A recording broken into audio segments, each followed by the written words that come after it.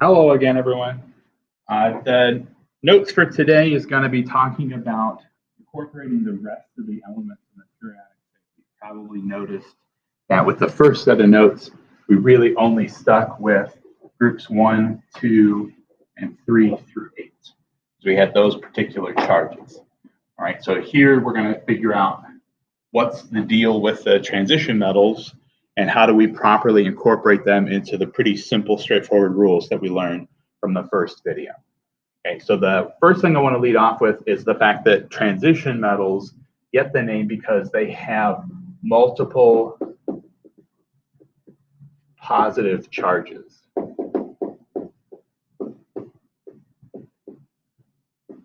Okay, so there is no particular sequence. I'm not going to have you fill in like +2, +3. There's no pattern there. All right, each transition metal, except for a few, could have anywhere from a +2 to a +4 to a +6 charge.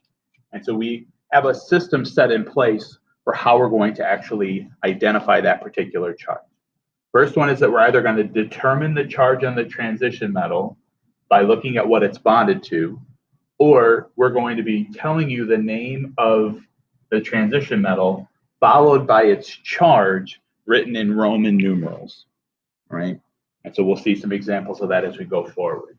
So for like the element manganese, which is right here in the transition metal block, it doesn't have a particular charge assigned to it, but if it's +2, we're going to start that by saying manganese Roman numeral 2.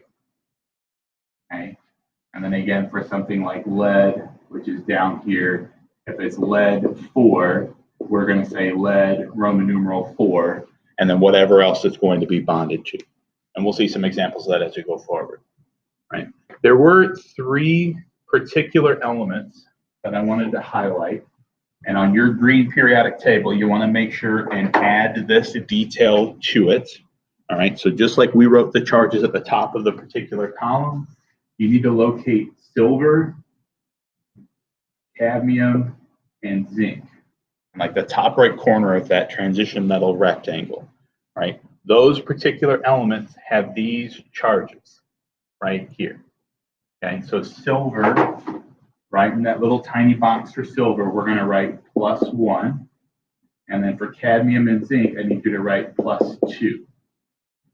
Okay, so we've got 1 +1 and 2 +2s. Those particular transition metals, although we call them transition metals, don't transition from one charge to the other. They only have that one fixed charge every time they form a compound. So in terms of transition metal ionic compounds, the pattern and the rules for what we watched in the first video are pretty much exactly the same. But now we're going to see just how those little subtle differences kind of play out. Right, so if we're developing the formulas for these first 4 examples, and we start with lead 2 chloride, we notice that there's Roman numerals in the name, which is a good indication that this is involving a transition metals because we only use Roman numerals for transition metals. And so this is saying that we've got lead with a +2 charge bonded with chlorine, which by its location in group 7, we know already is a -1 charge. So then if we're looking to form these as a ionic compound, their charges again are trying to add up to 0. We're going to say 1 +2 lead and 2 -1 chlorines to form that compound, so PbCl2. Okay. Again, over here we've got chromium with a Roman numeral 3 after it, indicating that it's a +3 charge. And then we've got fluorine, which again, just like chlorine, in group 7 has a -1 charge. So we're looking to figure out how those positives and negatives add up to 0. So the formula for chromium 3 fluoride would be CrF3. Again, 1 +3 chromium ion and 3 -1 fluoride ion. Okay, so maybe pause the video, try these next 2 examples out, and then check to see how you do. We've got copper with a +1 charge, again indicated by that Roman numeral 1, and oxygen with a -2 charge. Our goal is to get those to equal to 0, so we're going to say Cu2O. Okay.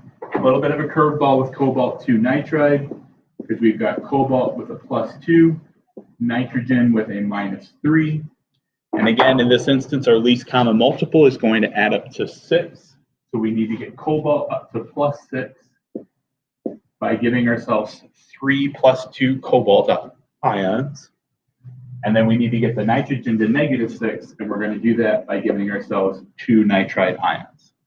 Again, +2 + 2 + 2 is +6, and then 2 -3 is -6. Now, the only difficulty for this comes really in developing the name based on that particular formula.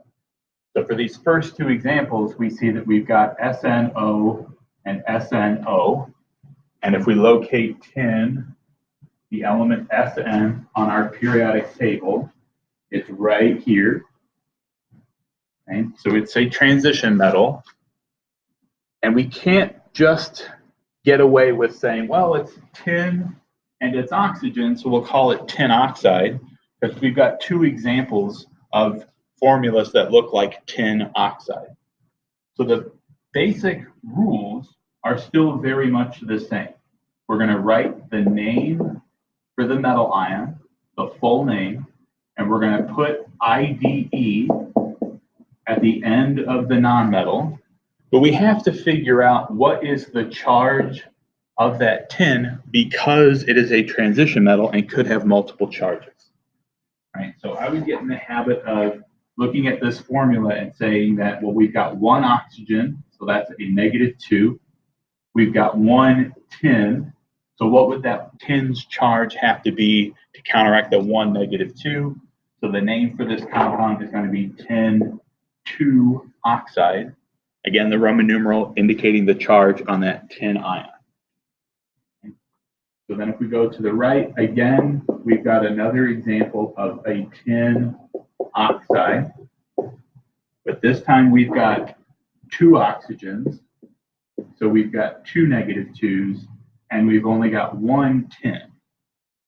So the charge on that 1 tin ion in this example would actually have to be a +4. So we're going to say IB, which is the Roman numeral for 4. Again, telling us that for this particular formula, tin is behaving with a +4 charge, where oxygen is behaving with a -2 charge, as always. Okay. So the one warning that I do want to give you with this particular type of compound is oftentimes my students then go Roman numeral crazy, and they put Roman numerals on everything. You only apply Roman numerals to the elements where we don't know their charge based on their location. All right, so if we're working with chromium, we don't know what its charge is, so we need to either put it in the name or figure it out based on what it's bonded to.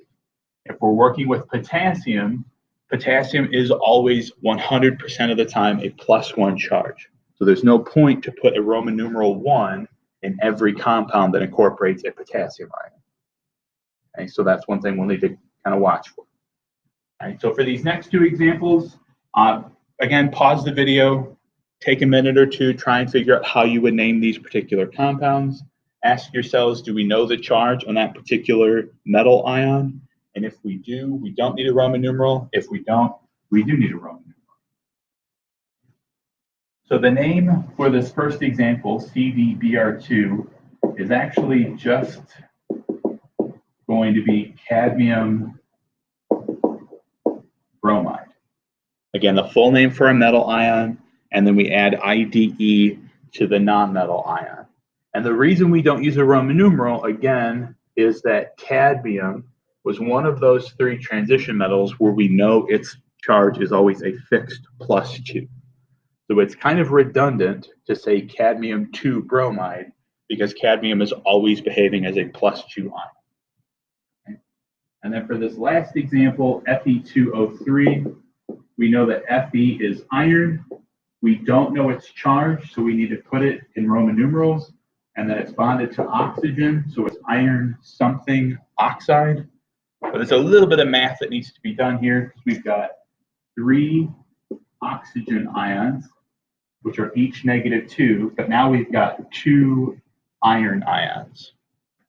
So if all of the oxygens together add up to -6, each of those iron ions would have to add up to +6, meaning each one has to be a +3 charge. So this is the formula for iron Roman numeral 3 oxide. Again, if these were each +3,